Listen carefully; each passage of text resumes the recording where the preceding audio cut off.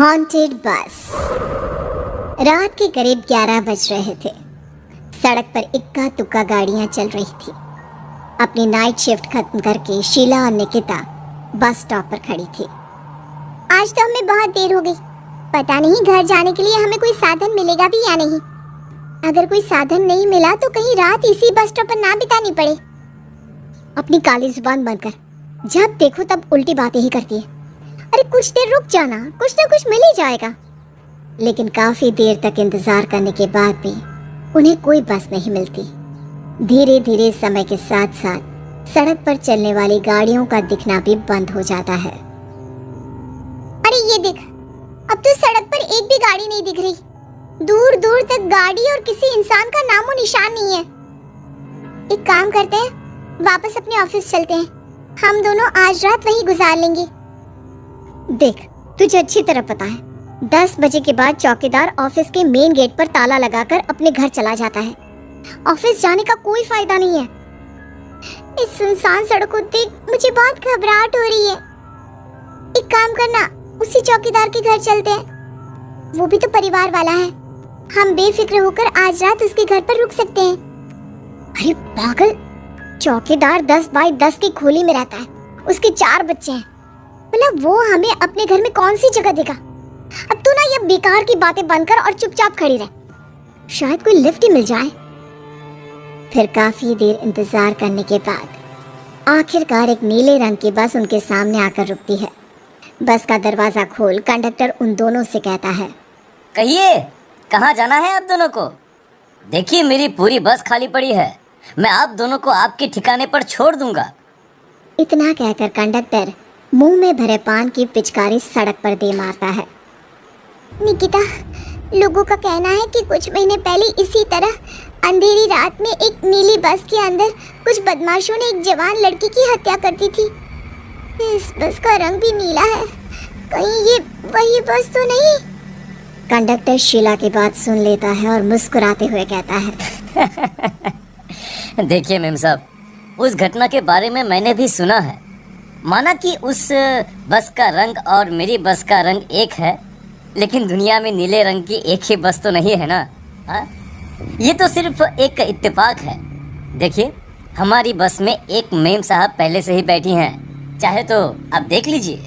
निकिता गर्दन उठाकर देखती है तो बस के पीछे वाले हिस्से में एक लड़की कंबल ओढ़े बैठी हुई थी। सही तो बोल रहे हैं भैया, बस में पहले से एक लड़की बैठी है। चलो हम भी बैठ जाते हैं, वैसे भी बहुत देर हो गई है। अरे ठहर जाना निकिता, मुझे डर लग रहा है। अरे तुझे इतना ही डर लग रहा है तो तू यहीं खड़ी रह, मैं तो चली। अरे तू मुझे छोड़कर कहाँ जा रही है? मैं भी चलती हूँ। दोनों बस में जाकर बैठ जाती हैं। देखते ही देखते ड्राइवर बस को तेज रफ्तार में चलाना शुरू कर देता है। तभी शीला की नज़र पीछे वाली सीट पर अकेली बैठी लड़की पर पड़ती है। उस लड़की की लाल आंखें और उसका आधा जला हुआ चेहरा देखकर शीला घबरा जाती है। सुन निकिता, हमारे पीछे जो लड़की बैठी है ना, उसकी आंखें एकदम खून की तरह लाल और चेहरा किसी चुड़ैल की तरह डरावना दिख रहा है। अरे छोड़ ना, कौन कैसा दिखता है, मुझे इन सब बातों में कोई दिलचस्पी नहीं है। मैं थोड़ी देर झपकी लेना चाहती हूँ, इसलिए अब तू अपनी बड़बड़ बंद कर प्लीज। बेफिक्र निकिता अपनी आंखें बंद करके बैठ जाती है। दूसरी ओर बस जंगल के रास्ते में पहुंची है। चारों तरफ घना अंधेरा और साथ ही जंगल में मौजूद जंगली जानवरों की डरावनी आवाजें शीला को और भी ज्यादा डराए जा रही थी। थोड़ी ही देर में बस एक बरगद के पेड़ के पास से गुजरती है। तभी अचानक बरगद की डाल पर बैठी एक बिल्ली कूदकर खिड़की के रास्ते शीला की गोद में आ गिरती है। मर गई रे, बचाओ मुझे, कोई बचाओ। शीला के चिल्लाने की वजह से निकिता की आंख खुल जाती है और वो भी घबराकर इधर उधर देखने लगती है। तभी पीछे वाली सीट पर बैठी लड़की उठकर शीला के पास आती है और बिना कुछ कहे उस बिल्ली को शीला की गोद से उठा उसे सहलाते हुए अपनी गोद में लेकर वापस अपनी सीट पर जाकर बैठ जाती है। अरे शीला, तू तो बहुत ही डरपोक है। जरा सी बात पर उछल पड़ती है। मैं कल से अकेले ही सफर करूंगी। अरे मैं क्या करूं? वो बिल्ली अचानक मेरी गोद में आ गिरी। अब अपनी बकवास बंद कर और मुझे चैन से सोने दे। इस तरह शीला को डांटकर निकिता फिर सो जाती है, पर तभी अचानक एक झटके से ब्रेक लगाकर ड्राइवर बस को रोकता है। शीला खिड़की से बाहर झांक कर देखती है तो उसे सड़क के किनारे एक काला आदमी खड़ा दिखाई देता है। उसकी बड़ी बड़ी दाढ़ी और अजीब से कपड़े देखकर शीला को घबराहट होने लगी। क्या हुआ ड्राइवर भैया, आपने बस क्यों रोक दी? अरे वो देखो वहाँ, वो सड़क के किनारे एक आदमी खड़ा है, उसी के लिए मैंने बस रुकवाई है। शीला निकिता को धक्का देकर नींद से जगाती है। अरे अब क्या हुआ?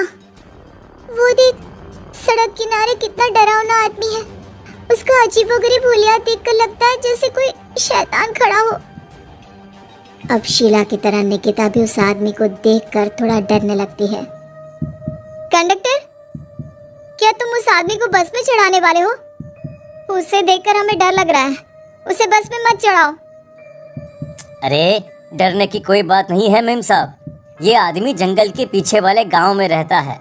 ये रोज इसी वक्त मेरी बस में बैठकर पड़ोस वाले गांव में जाता है। और वैसे भी ये बेचारा गूंगा है। अगर आप लोगों को डर लगता है तो मैं इसे ड्राइवर के बगल में बिठा देता हूँ। ओह अच्छा, ठीक है।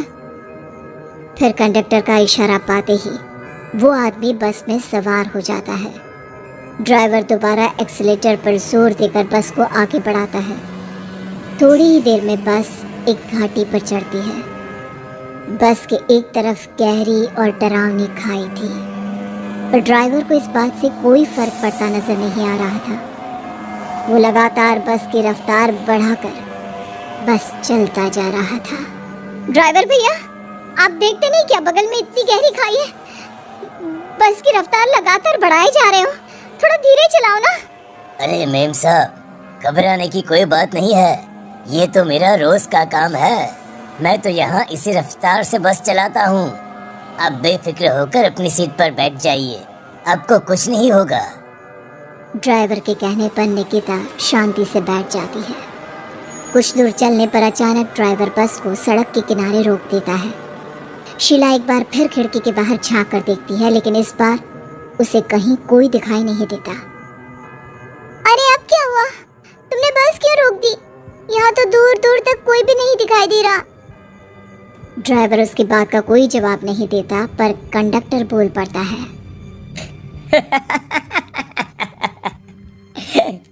ये हमारी फेवरेट जगह है, हम अपने सारे अच्छे काम यहीं पर करते हैं।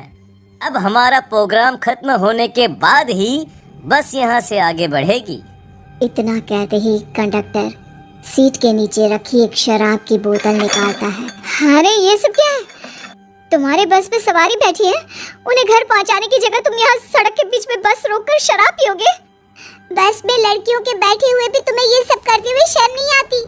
कंडक्टर कोई जवाब नहीं देता और मुस्कुराते हुए शराब पीने लगता है। तभी ड्राइवर और दूसरा आदमी भी कंडक्टर के साथ मिलकर शराब पीने लगते हैं। निकिता, मुझे इन तीनों के इरादे कुछ ठीक नहीं लगते। हमने इस बस में बैठकर बहुत बड़ी भूल कर दी। तू घबरा मत, मैं हमेशा अपने पर्स में छोटा सा चाकू रखती हूँ। उसके रहते ये तीनों हमारा कुछ नहीं बिगाड़ पाएंगे। देखो गज्जू भैया, हमारी बस में इस समय 3 जवान लड़कियां बैठी हैं। कहो कहो सबसे पहले किसका शिकार किया जाए? मैं तो कहता हूँ कि सबसे पहले वो जो पीछे अकेले जो बैठे हैं ना, उसे पकड़ कर लाओ। उसके बाद इन दोनों का प्रोग्राम फिट करेंगे। ठीक है, जैसी तुम्हारी मर्जी। अब वो आदमी पीछे वाली सीट पर बैठी लड़की के पास पहुंचकर उसका हाथ पकड़ लेता है, लेकिन तभी अचानक उस लड़की की आंखें जरूरत से ज्यादा बड़ी और लाल होने लगती है।